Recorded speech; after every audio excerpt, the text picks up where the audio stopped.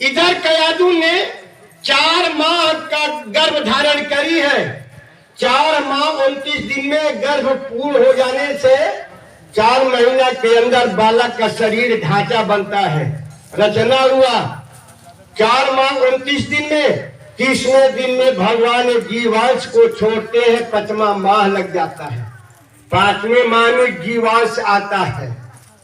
बंधुओं, इधर एक दिन नारद जी देवलोक जाते हैं तो देवलोक देवराज इंद्र ने पूछने लगे, नारद जी आप तो सब स्थान में भागते हैं, क्या इंद्राणी जैसे सुंदर पत्नी कहीं देखे हो? सचियानी जैसे सुंदर नारी देखे हो? देवराज इंद्र के प्रश्न का उत्तर महाराज नारद जी देते हैं, देवराज इंद्र आप तब देवों के देव हैं, नायक हैं, स्वर्ग के निवासी हैं।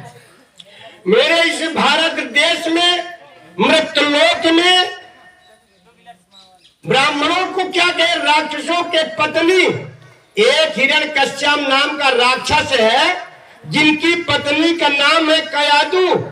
तो कयादू के चाय की सुंदरता को आपकी पत्नी इंद्राणी नहीं है। इतनी पतिव्रता, सत्यता, सत्यवादी, कमल के पत्ते से कोमल, कमल के पत्ते के बराबर साफ। देवराज ने घबरा गया कि एक राक्षस की पत्नी इस तरह। देवराज इंद्र आए, उस समय कयादू अकेले घर में थी। 4 माह पुत्र शीश जीव पड़ गया, 5 माह लग गया। जब वास्तविकता कयादू को देखा, देवराज इंद्र मोहित हो गया। जो नारद जी ने बताए थे बात ये सत्य है।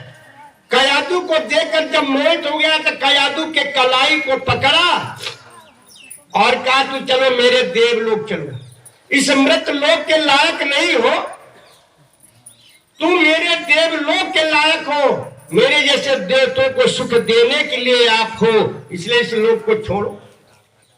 कयादू ने हाथ जोड़ने लगी, पैर पड़ने लगी, प्रभु एक मैं राक्षस की पत्नी, दूसरा मैं गर्भ धारण करी हूं, आज 5वां माह है, इसलिए मैं आपके देवलोक लायक नहीं हूं, मुझे छोड़ दो।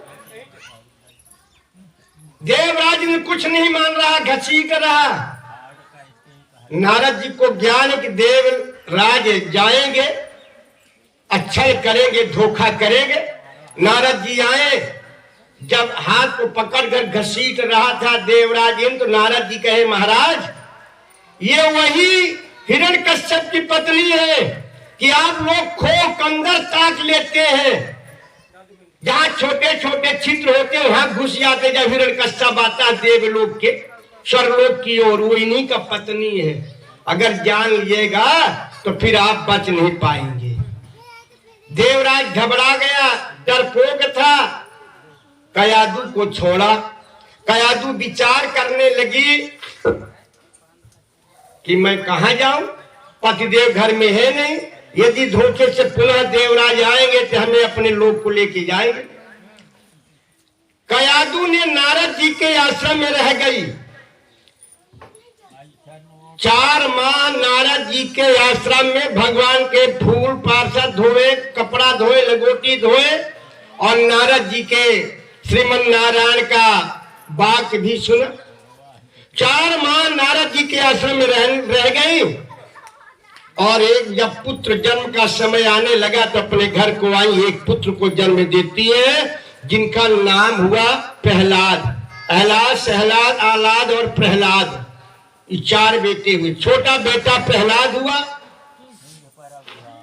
उस समय हिरण्यकश्यप ने बड़ा प्रसन्न हुआ, मेरे घर में पुत्र जन्म हुआ, बहुत अच्छा हुआ, गुणवान पुत्र दिख रहा है।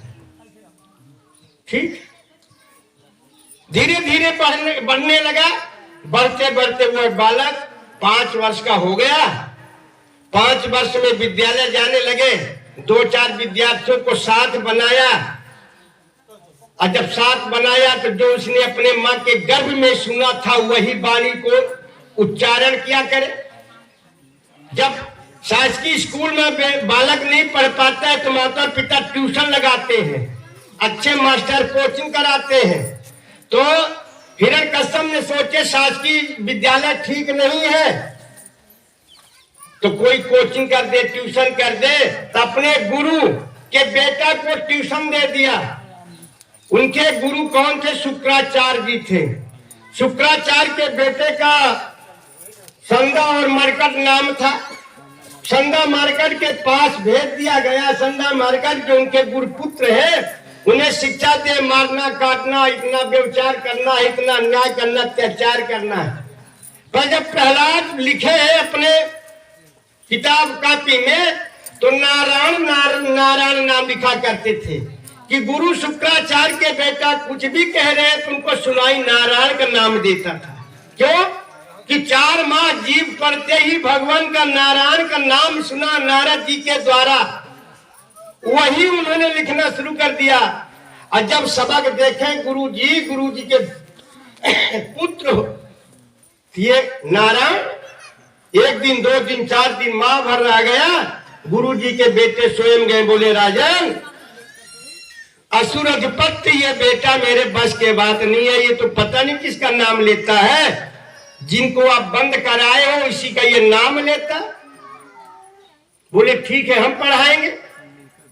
अब बेटा से पूछा गया कि बेटा ये बताओ क्यों नाम लेते हो, ये नाम छोड़ो। बेटा ने कहा पिताजी मेरा ये नाम छूटेगा नहीं, प्राण छोड़ सकते हैं, शरीर छोड़ सकते हैं, पर नाम नहीं छोड़ सकते हैं। नारायण का नाम छोड़ना मुझे मुश्किल है।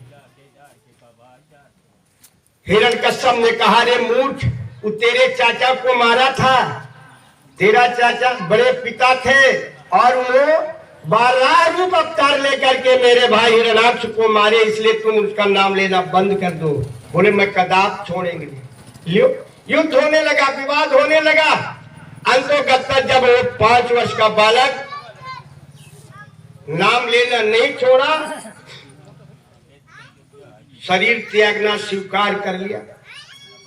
ऐसा करते करते वह बालक और विद्या साथ पकड़ा। एक दिन क्या हुआ, वह 5 वर्ष का बालक, 4 बच्चे हुए और 5वां वह बालक नगर की ओर गए, घूमने की ओर गए। जब घूमते घूमते वह बालक नगर की ओर गए तो अपने नगर में क्या देखा, एक प्रजापत्नी कुहार भाई की पत्नी रो रही थी, बड़े जोर जोर से आवाज लगा कर रो रही थी। वो 5 बालक जाकर पूछने लगे कि आप कौन हो। प्रजापत्नी ने बताई कि मैं जात के कुहार हूं, मेरे पतिदेव है, रोती क्यों? बोले हम लोग आम और खपड़ा का व्यवस्था करते हैं, हमारे पतिदेव जी ने घड़ा बनाकर रखे और घड़ा बनाकर रखने के बाद एक मंजार आई बिल्ली, अब बिल्ली आई तो उसी कच्चे घड़े में बालक को जन्म दे दी।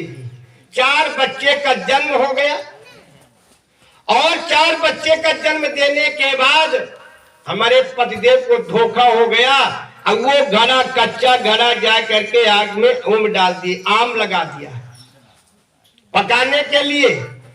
और जब मुझे ज्ञान हुआ, मेरे पति को पता चला कि कच्चे घड़े में बिल्ली ने 4 बच्चे को जन्म दी, पतिदेव ने आग लगा दिया, ढांक दिया, आगे धधक रही है, घड़ा पक रहा है। तब कुहार पत्नी आती है और उस आम के पास रोती है, नारायण, हे भगवान जगत जननी, जगत ईश, जगदीश, एक बार मेरे पति की रक्षा करिए, मेरे बेटों को रक्षा करिए। ठीक है। कुहारी से पूछा गया, बालक पूछा मैया रो रही हो, क्यों रो रही बता दो। बोले क्या अग्नि से बचियाएगा बिल्ली के बच्चे? बोले परमात्मा करुणा निधान चाहेंगे तो बच सकते हैं। बोले अच्छा ये बताओ, ये आम जो आम घड़ा लगाई हो कितने दिन में पकता है, इस कितने दिन में खोलती हो? जो उनका नियम था बताई। बोले ठीक है, हम जब आएंगे तभी इस आम को खोलना, और तुम कहती हो विश्वास मान करके